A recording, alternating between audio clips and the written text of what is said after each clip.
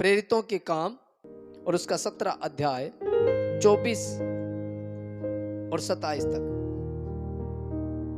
जिस परमेश्वर ने पृथ्वी और उसकी सब वस्तुओं को बनाया, हाँ, वह स्वर्ग और पृथ्वी का स्वामी होकर हाथ के बनाए हुए मंदिरों में नहीं रहता। आमेन। जिस परमेश्वर ने, सर्वशक्तिमान परमेश्वर ने, जिसने मनुष्य को बनाया, पेड़ पौधे जीव जंतु ब्रह्मांड सूर्य चंद्रमा सब कुछ बनाया, और ऐसी पृथ्वी हजारों बनाई है, हजारों, क्योंकि हम इस पे रहते हैं तो हमारा ध्यान इसी पे है। परमेश्वर ने ऐसी पृथ्वी और बहुत बनाई है। कहीं पे पानी नहीं है, कहीं पे हवा नहीं है, कहीं पे मिट्टी नहीं है तो कहीं पे पत्थर नहीं है, कहीं रोशनी नहीं पहुंचती तो कहीं अंधेरा नहीं पहुंचता। ऐसे ऐसे एस्ट्रॉइड इस ब्रह्मांड के अंदर बहुत है, जहां पे वैज्ञानिक सर्च कर रहे हैं कि कोई एक दुनिया और बसा ले जाए। कर रहे हैं कि नहीं कर रहे? वो सर्वशक्तिमान जिसने इस पृथ्वी को और इसकी सारी वस्तुओं को बनाया है, तो वो हाथ के बनाए हुए मंदिर में कैसे रह जाएगा? न किसी वस्तु का प्रयोजन रखकर हाँ, मनुष्य के हाथों की सेवा लेता है, हाँ, क्योंकि वह तो आप ही सबको जीवन और सांस और सब कुछ देता है। आमेन। न किसी वस्तु की आवश्यकता के कारण, न ही किसी वस्तु की जरूरत के कारण मनुष्य को बोलता है कि तू मुझे ये दे। वो परमेश्वर कहता है कि जब मुझे आवश्यकता होगी तो क्या मैं तेरे हाथ से लूंगा? जो मैं श्वास देता हूं, जो मैं जीवन देता हूं, पल भर में मैं ले भी लेता हूं। मैं अभी थोड़ी देर पहले मनन कर रहा था एक भजन संहिता में एक वचन को। वहां पे लिखा हुआ था कि 1000 वर्ष तेरी दृष्टि में ऐसा है जैसे कल का दिन बीत गया हो। 1000 साल तेरी निगाहों में ऐसा है जैसे कल का दिन बीत गया हो, या फिर रात का एक पहर। एक पहर का मतलब समझते हैं सिर्फ 3 ही घंटे। 1000 साल परमेश्वर की निगाहों में सिर्फ 3 ही घंटे, तो मेरे ख्याल से उसके 3 घंटे के अंदर करोड़ों दुनिया मर गई। आगे लिखा हुआ है कि मनुष्य घास फूस के समान उड़ते जाते हैं। तो हमें लगता है मैं 40 साल जी गया, परमेश्वर की निगाहों में पल है, पल आया गया।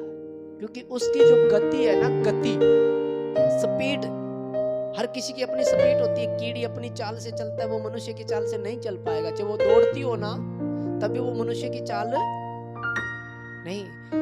हम मनुष्य जब चलते हैं तो गाड़ी की चाल से नहीं चल पाएंगे, जितने मर्जी दौड़ लें, गाड़ी अपनी चाल चलेगी, मनुष्य की अपनी चाल। ऐसे ही प्रकाश की अपनी गति होती है, बिजली की अपनी गति होती है। वो चलती है तो उसके साथ कोई नहीं चल पाएगा। जैसे सूर्य की किरण जब पृथ्वी पे आती है तो उसकी अपनी स्पीड होती है। उसकी स्पीड को नापने के लिए किलोमीटर की जरूरत नहीं है कि ये 60 किलोमीटर प्रति घंटे से आ रही है। वहां पे लिखा जाता है प्रकाश गति से आ रही है। तो परमेश्वर की गति अगम है, पार होगी पृथ्वी, ऐसी गति है उसकी। तो उसमें कितने मनुष्य आए गए, पल भर की गेम है। हम घमंड में छोड़े गए, मैं तब 100 साल तक तो मैं खा पी रहा हूं, पल भर का खा। न किसी वस्तु का प्रयोजन रखकर हाँ, मनुष्य के हाथ की सेवा लेता है, हाँ, क्योंकि वह तो आप ही सबको जीवन और सांस और सब कुछ देता है। आमेन। 26 वचन पढ़े। उसने एक ही मूल से मनुष्यों की सब जातियां सारी पृथ्वी पर रहने के लिए बनाई है। आमेन।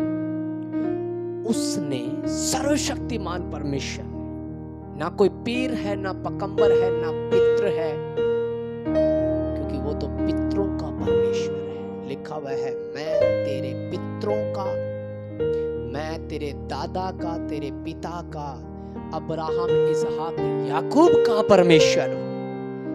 हालेलुया। वह सबका परमेश्वर है। उसने एक ही मूल से, यानी एक ही रूप से, एक ही जगह से सारी जातियां जो पृथ्वी पे रहती है, वो अब्राहम को कहा कि तेरे द्वारा पूरी पृथ्वी की जातियां आशीष पाएगी। धर्म नहीं, मजहब नहीं, सीमाएं नहीं, पृथ्वी की संपूर्ण जातियां, अब मैं क्रिश्चियन बन गया, मैं मुसलमान बन गया, मैं ईसाई बन गया होगा, इंसान तो नहीं बना। क्योंकि जिस दिन इंसान बन जाएगा, इंसान को उसने बनाया है। हालेलुया। हिंदू, मुस्लिम, सिख, ईसाई, क्रिश्चियन, बौद्ध, जैन, फारसी, मादी उसने नहीं बनाया, उसने इंसान बनाया है। और जिस दिन हम इंसान बन गए, हम उसके बेटे और बेटियां भी बन गए। एक ही मूल से उसने संपूर्ण जगत, संपूर्ण पृथ्वी की जातियों को बनाया है। और वो किसी धर्म का मोहताज नहीं है, अंग्रेजों का गुरु है, फलाने का गुरु है, ढिमके का गुरु है, वो सबका गुरु है, सबको बनाने वाला है। लिखा हुआ है, परमेश्वर ने जगत से ऐसा प्रेम रखा है, जगत से ऐसा प्रेम रखा, सारे बच जाएं, ऐसा लिखा हुआ है क्या? हाँ जी, क्या लिखा हुआ है? जो उस पे विश्वास करे। प्रेम किससे रखा? जगत से। तो जगत में तो बाहर वाले भी तो है, क्या परमेश्वर ने प्रेम नहीं रखा उससे? क्योंकि वो है ही प्रेम, है ना, उसमें सत्य नहीं है। कई बार सोचते हैं कि ना ना इसमें सच्चाई है, नहीं, इसमें सच्चाई नहीं है, वो खुद सच्चाई है। परमेश्वर में जीवन ढूंढते हैं ना हम, प्रभु यीशु मसीह कहता वो मैं हूं। हालेलुया। सच्चाई का रास्ता खोजने में लगे हुई है दुनिया, पहाड़ों के ऊपर से, जल के भीतर से, गुफाओं के नीचे से, जहाज से, पता नहीं कहां कहां से कि कोई कुछ लेकर के चले जा रहे हैं, दौड़े जा रहे हैं। और वो कहता है मार्ग, उसने ये नहीं कहा कि इस मार्ग से चलो, उसने कहा मार्ग मेरे भीतर होकर के चलो, जो मैं बताता हूं उसको मानते चले जाओ। पृथ्वी की संपूर्ण जातियां एक ही मूल से, एक ही रूप से, एक ही जगह से सिरजी गई है। और वो इसका प्रमाण मिलता है उस मनुष्य को एक एक जगह से उठा करके जब लेबोरेटरी में ले जाया जाए, उसके ब्लड को जब टेस्ट किया जाता है, जब उसकी बॉडी के अंदर तत्व को, उसके टेम्परेचर को, उसके बाल को जब टेस्ट किया जाता है, तो सारी पृथ्वी के मनुष्य की टेम्परेचर सेम मिलता है, सेम। उसके हार्ट बीट कितनी मिलेगी? सेम मिलेगी। उसकी नसें जितनी भी अंदर है, उसके जोड़, हड्डियां, उंगलियां, सब क्या मिलेगा? एक ही जैसा। तो बनाने वाला फिर एक कारीगर है, वो सर्वशक्तिमान है जिसने कहा मैं हूं सो हूं। उसे प्रकट करने वाला एक ही था, वो था प्रभु यीशु। हालेलुया। आगे पढ़े इस वचन को। और उनके ठहराए हुए समय और निवास के सिवानों को इसलिए बांधा है कि वे परमेश्वर को ढूंढें, कदाचित उसे टंटोल कर पा जाए, तो भी वह हम में से किसी से दूर नहीं। आमीन। कि वे परमेश्वर को ढूंढे, कदाचित उसे टंटोल कर पाए, तो भी वह हम में से किसी से दूर नहीं। उसने जातियां, धर्म, मजहब नहीं, उसने एक ही मूल से पृथ्वी की संपूर्ण जातियों को और सीमाओं को इसलिए बांधा है। उसने बॉर्डर इसलिए बना के दे दिए हैं ताकि सब कुछ लोग ढूंढे, और कदाचित ना भी पाए तब भी वो हमसे दूर नहीं है। हम उसे खोज रहे हैं, अगर हमें नहीं मिला, हमने उसकी सच्चाई को नहीं जान पाए, हम अच्छी जिंदगी नहीं जी पाए, तो इसका मतलब ये नहीं कि वो है नहीं। ये तो मूर्खता ही है कि मूर्ख ने कहा कोई ईश्वर नहीं है।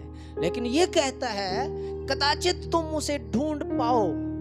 कदाचित का मतलब यदि अगर तुम ना ढूंढ पाओ तो भी वो तुम्हारे करीब ही है, क्योंकि उसने अपना ज्ञान, अपने विषय का, रोमियो की एक अध्याय निकाले, रोमियो की पत्री 1 अध्याय 19 और 20 वचन। इसलिए कि परमेश्वर के विषय का ज्ञान उनके मनों में प्रकट है, क्योंकि परमेश्वर ने उन पर प्रकट किया, क्योंकि उसके अनदेखे गुण हाँ, अर्थात उसकी सनातन सामर्थ हाँ, और परमेश्वर तो जगत की सृष्टि के समय से उसके कामों के द्वारा देखने में आते हैं, यहाँ तक कि वे निरुत्तर है। निरुत्तर है, यहाँ तक कि वे निरुत्तर है। परमेश्वर के विषय का ज्ञान तो परमेश्वर ने उनके मनों में ही प्रकट किया हुआ है। सनातन से पैदा होते ही मनुष्य को इस बात का तो पता चल जाता है कि परमेश्वर है। इस बात का तो पता चल जाता है कि पाप अलग है और पुण्य अलग है, अच्छाई ये है और बुराई ये है। सूर्य निकालता है वो परमेश्वर है, चंद्रमा को निकालता है वो परमेश्वर है। यहां लिखा क्या हुआ है कि उसके अनदेखे गुण, अनदेखे गुण यानी कि सूर्य, चंद्रमा, ब्रह्मांड को जब हम देखते हैं, ऐसे ऐसे जीव जंतुओं को जब हम देखते हैं, वो कैसे पलते बढ़ते हैं, इनको कौन ऑक्सीजन दे रहा है, कौन इनको चौका पानी दे रहा है, कौन है वो, इन चीजों को जब हम देखते हैं तो ये उसके अनदेखे गुण है। पता चलता है कि वो सनातन काल का, शुरुआत का वही सनातन ईश्वर है जो बाइबल प्रकट करती है कि सनातन ईश्वर वो सर्वशक्तिमान है। वो अंग्रेजों का नहीं है, उस समय अंग्रेज पैदा ही नहीं हुए थे, अंग्रेज तो उस समय पैदा ही नहीं हुए। परमेश्वर का वचन कहता है उसने ईसाई धर्म को नहीं बनाया, उसने मुसलमान क्रिश्चियन धर्म को नहीं बनाया, उसने मनुष्य को बनाया था और मनुष्य उससे खो चुका था।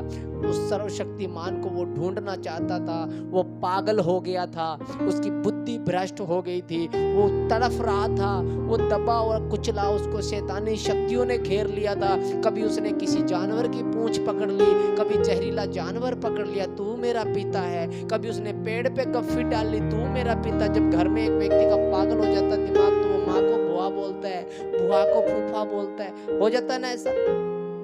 तू मेरा दोस्त है, चाहे वो पिता ही हो, तू मेरी माँ है, तू मेरी बहन है। ऐसा मनुष्य बन गया और उसने पता नहीं किस किस को पिता बना के खड़ा कर दिया।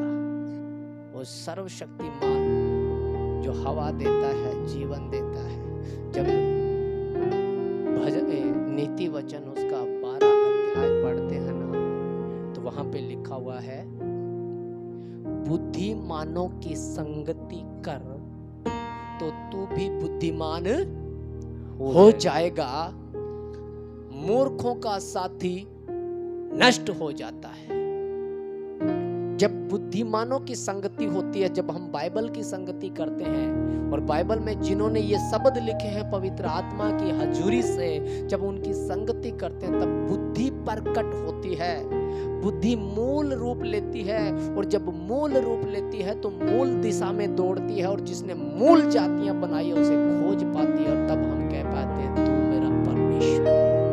तब ना कोई चौपाइयां, ना गाय, भेड़, बकरी, बैल, पशु, सांप, बतख, फूल, गोभी, ये परमेश्वर नहीं है।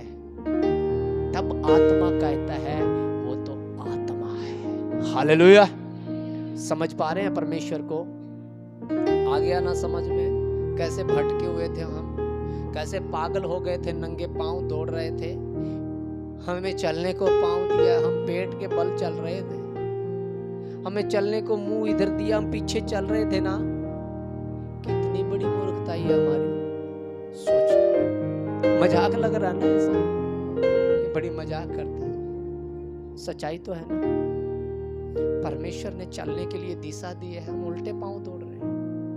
चलने के लिए हमें पांव दिए, हम लंबे पड़ के घिसट रहे हैं। मूर्ख नहीं होंगे तो कौन होंगे? अब वो कहता है अपने आप को हम्बल कर ले, हम्बल, दयावान कर ले, तुच्छ कर दे, घुटने के बल आ, अपने हाथों को ऊपर उठा, सरेंडर कर दे कि मुझे नहीं पता तेरी उपासना कैसे करूं। कभी मैं बड़ को पकड़ लेता हूं, कभी मैं पीपल को पकड़ लेता हूं, कभी मैं जांटियों के पीछे दौड़ता हूं, कभी मैं पहाड़ों में दौड़ता हूं। मुझे नहीं पता सच्चाई क्या है, तू प्रकट कर पिता तू, तब वो यहाँ डालेगा।